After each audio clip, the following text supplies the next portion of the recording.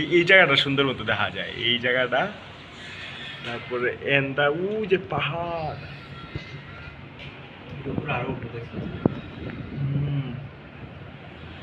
এন্দা সামনে মোবাইলে লাগে অনেক দূর, কিন্তু এটা সমুদ্র। ওই সাইডে দেখা যায়, ওই সাইডে পাহাড়টাও দেখা যায়। ওই যে বর্ডার, ওদিকে ভিয়েতনাম বর্ডার।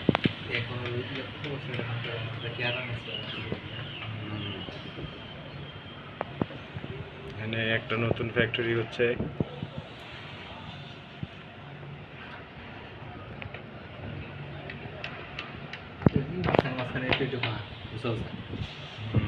জায়গাটা সুন্দর।